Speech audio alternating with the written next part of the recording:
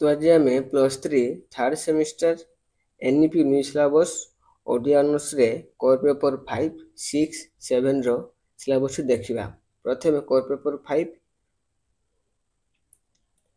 आधुनिक ओडिया साहित्यर इतिहास नवजागरण युग और सत्यवादी धारा। यूनिट 1 ले कौन अच्छी आधुनिक ओडिया साहित्यर पृष्ठभूमि और नवजागरण। एथिरे कौन पढ़िबा इंग्लिश शिक्षार विस्तार, पाठ्यपुस्तक और पत्र पत्रिका प्रकाशन, मुद्रण यंत्र प्रतिष्ठा और भाषा सुरक्षा आंदोलन।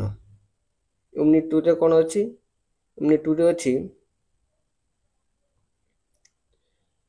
नवजागरण और सत्यवादी साहित्यर धारा वैशिष्ट्य। यूनिट 3 रे कौन अच्छी समकालीन प्रमुख कवि और कथाकार जपरिक राधानाथ राय, फकीरमोहन सेनापति, गंगाधर मेहर, गोपबंधु और गोदावरी महापात्र। यूनिट 4 रे कौन अच्छी समकालीन प्रमुख प्राबंधिक और नाट्यकार। एथिरे कौन पढ़िबा ना जगमोहन लाल, रामशंकर राय, कामपाल मिश्र, मधुसूदन राव, विश्वनाथ कर, नीलकंठ दास। ये आपंकर कोर पेपर 5 रो 13 यूनिट। देन नेक्स्ट जीवा कोर पेपर 6 को आधुनिक ओडिया साहित्यर इतिहास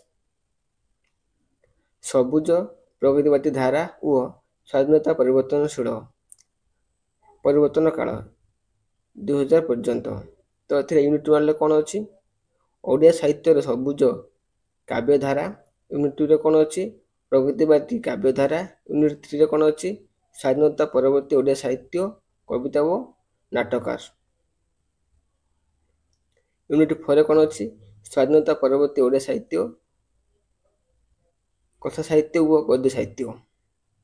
तो ये था आपनकर core paper 6। Then core paper 7 को जीवा।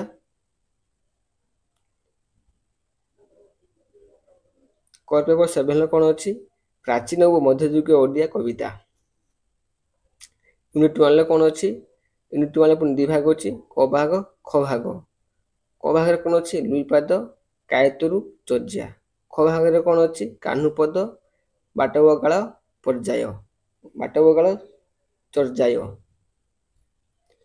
यूनिट 2 रे कौन अच्छी एठे मध्य दुई भाग अच्छी क भाग ख भाग।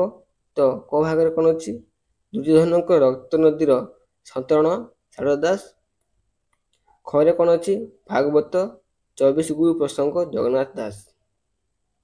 तो ये गोटे क्लास डिटेल्स भाव में आलोचना करवा।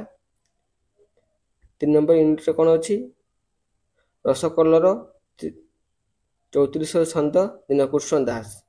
ख भाग कौन अच्छी कोटि ब्रह्मांड सुंदरी प्रथम छंद उपेन्द्र भंज। चतुर्थ कौन अच्छी ए 3टी भाग अच्छी क भाग ख भाग घ भाग। क भाग कौन अच्छी केशव कोइली, मार्कंड दास। ख भाग कौन अच्छी कलाकल बर चौतीसा भक्तचरण दास। ग भाग कौन अच्छी किशोर चंद्रानंद चंपू, घ गीता, कवि सूर्य बलदेव रथ। तो ये था आपंकर ओडिया साहित्यर सिलेबस टी।